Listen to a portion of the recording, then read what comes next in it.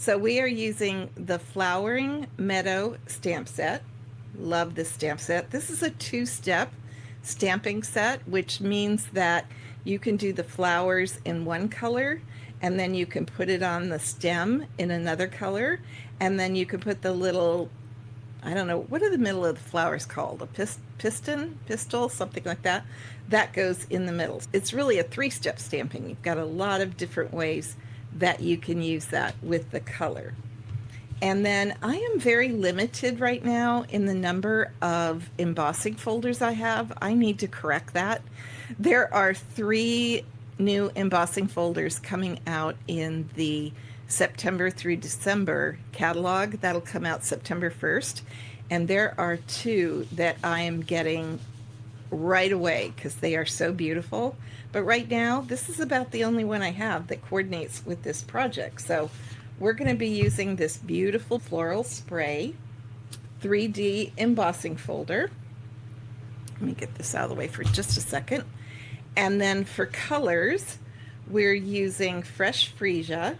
Isn't that a gorgeous color, Fresh Freesia? And then we are using, oh, Naran might have to help me out because I've forgotten which paper this is. Lovely and Beautiful. Is that right? I'm pretty sure it's Lovely and Beautiful. I should have written it down. But look at the gold foiling inside of those flowers.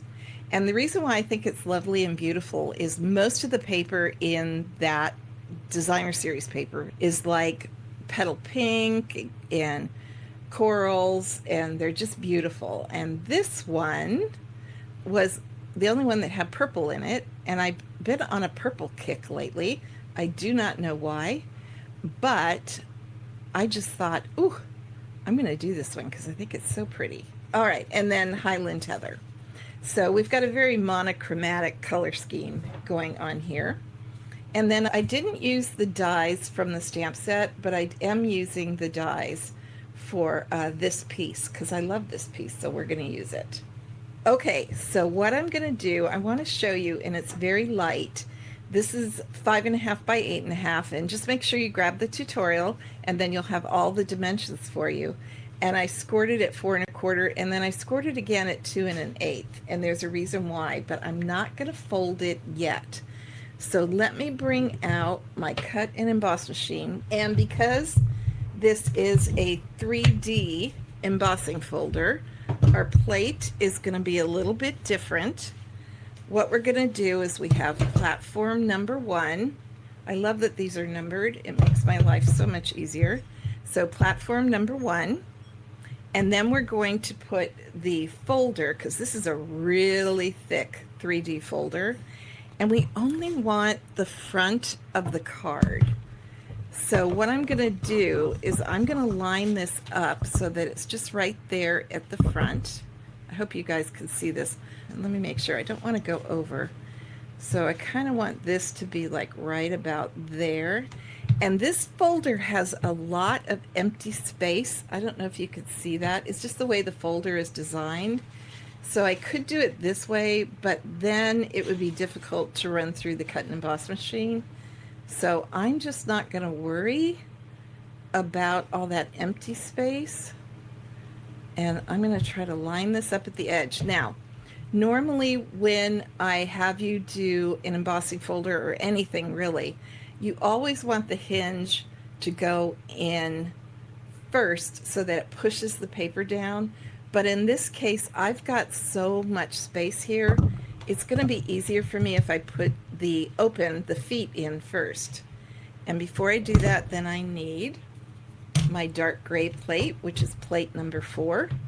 And this also comes with your cut and emboss machine. Okay, so let me just make sure this is lined up. And then I'm going to run it through. Don't usually put my cut and emboss machine on loose paper, so it's going to skid a little bit on me, but that's okay. All right, let me close this up, get this out of the way. We will not need this anymore. And then, so isn't that pretty, guys? Isn't that a pretty folder? It's so deep. That's the beauty of a 3D folder. Now I did get it a little bit on the back because it shifted on me, but I'm okay with that. And then what I'm going to do is, remember I said I had it scored at 2 1/8. Sometimes when you emboss, it's hard to find that. So what I can do is just make sure, yeah, it's okay. Here we go. So now, so I have that little inside there, but that's okay. Isn't that pretty? All right, now what we're going to do is we're going to actually do the inside of the card first, together with our die cut. And I need to make sure, okay, so this is the right side. And we're going to do a little bit of masking, because the very first thing that I'm going to do is I'm going to take the thanks, and what I did is I stamped this on some Post-it note, so it's really sticky, and then I just used my scissors to trim around it, so nothing fancy. And we're going to take Highland Heather. Hey Margaret, I'm glad you made it. And we are going to take Highland Heather, which is our darkest color that we're going to use today. And I am actually going to line up, that's why I love my Stampin' Grid sheets. I'm going to line this up so I'm going to know where the middle is. And you normally don't have to do this. Like I know Kathy and Noran wouldn't have to do this, but I'm straight line impaired. So I use every tool I can to help me. And I am sitting really far away. So I'm going to stamp this right in the center. There we go. So we're going to take our stem and we are going to stamp that full strength on what will be the inside of the card.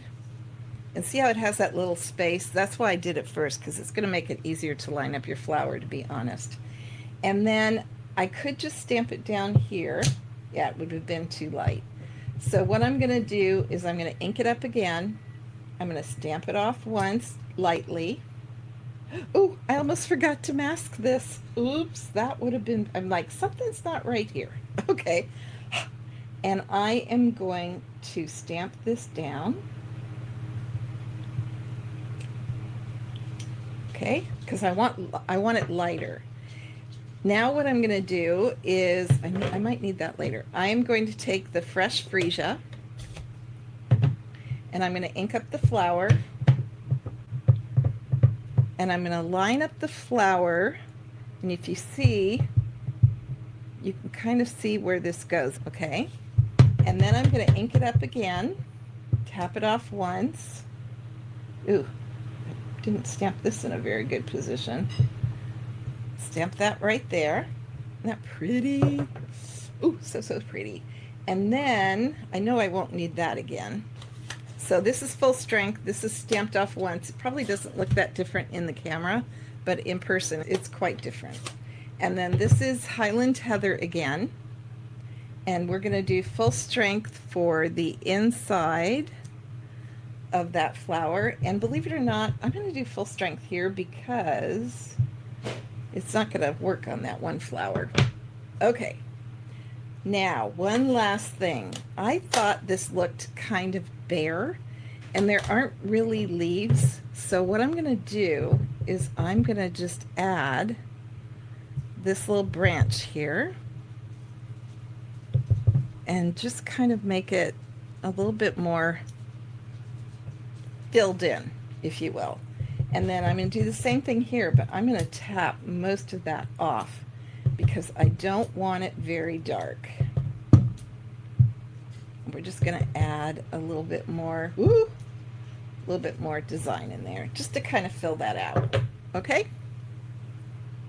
Alrighty. I still have too much up here. That's why I like to do the flower first on this one, because for me, it brings it up where I need it to be. And then I'm just going to remove the mask, and I'm going to save that mask.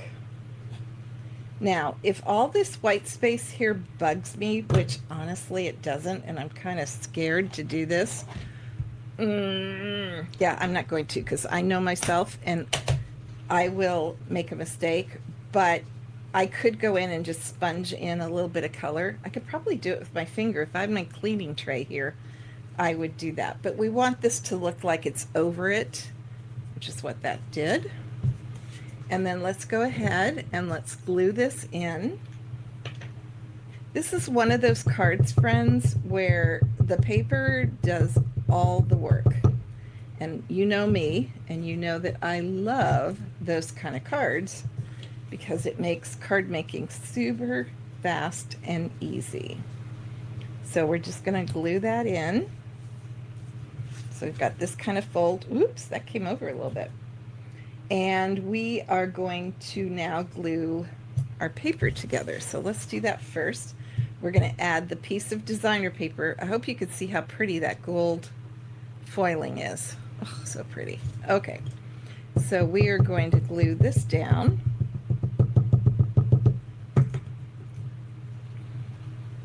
Oh, I'm glad you think the flowers are pretty, Patty. I do too. It's such a fun stamp set.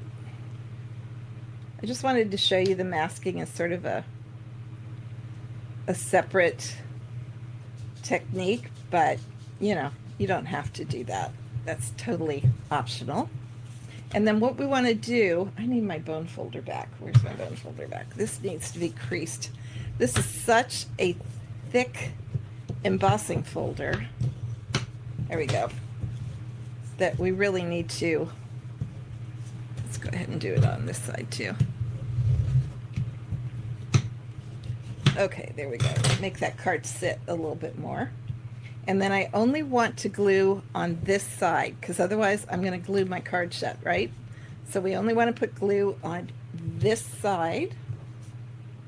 Don't want to glue our card shut. That would not be good. And trust me, I have done that more times than I care to admit. And if you kind of smear the glue a little bit to where you have it where you want it, you'll get it all over the part that you need to get it onto. Okay, Barb, straight line and paired. Let's do this. Okay. I'm going to really push that down. And then we are going to take our die cut. And I decided that I wanted to use Stampin' Dimensionals for this just to give it a little bit more dimension, hence the name, Stampin' Dimensionals. And then what I'm going to do is I'm going to try to line this up right in the center, which is going to be a little bit off of here. I can't figure out why, because that should be centered, but... And there we have our finished card. Super fast and easy.